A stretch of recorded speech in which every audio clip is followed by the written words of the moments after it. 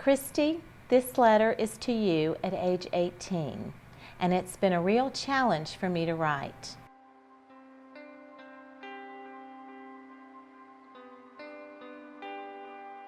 I'm still at 56, just as you are at 18, a perfectionist.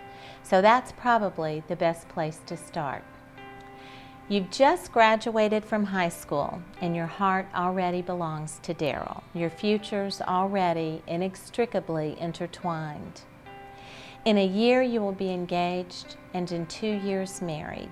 On that July night at 3 a.m., your dad will write in his journal about the perfect day surrounded by hundreds of family and friends. There are so many surprises ahead, so you may as well give up control now, relax and enjoy. Respond to God's plan. It will be much better than yours. Right off the bat, you'll move to Nashville and Vanderbilt University. This is the first move, and there will be others. Because you're so close to your family, it will be hard, but you will get better at it. It is there that you'll meet your first class of young children. They will teach you what it's like to be poor, black, frightened, and resilient in America.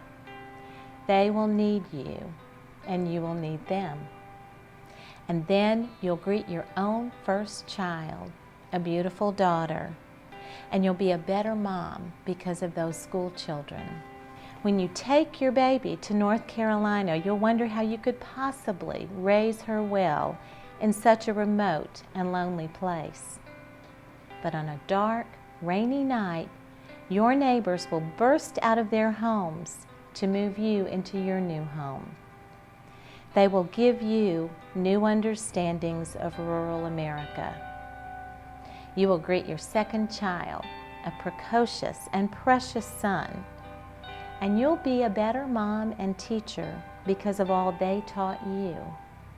And then, on a hot summer day in 1996, you'll be standing at the Arkansas graveside of your Greek immigrant grandparents with 50 other family members and 5 living generations.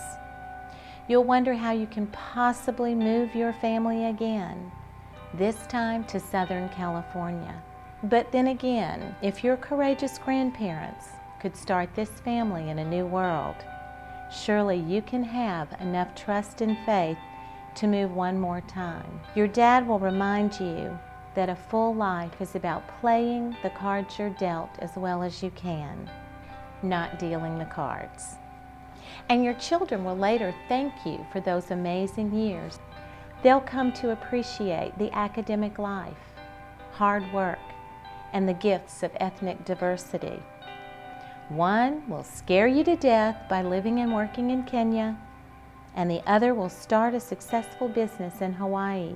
And now they are teaching you that when you hope to change the world changes you. They remind you to look less for what or whom you need and more for what or who needs you. And finally, one day, you'll be sitting with Daryl in his Louisiana study, surrounded by the books he loves and the families you adore. And he'll ask you if you've ever heard of Wartburg College. And you will know it's happening again. And you'll know this time, almost right away, how lucky you are to be claiming another calling. You'll think back about the course of your life, and you'll remember something important your mother once told you, that as we age, we become who we've always been, only more so. And you'll wish you had known, even at 18, to think more about who you want to be and start now being more of that. For you, it will mean growing in faith, trust, and your willingness to respond to calls rather than call the shots.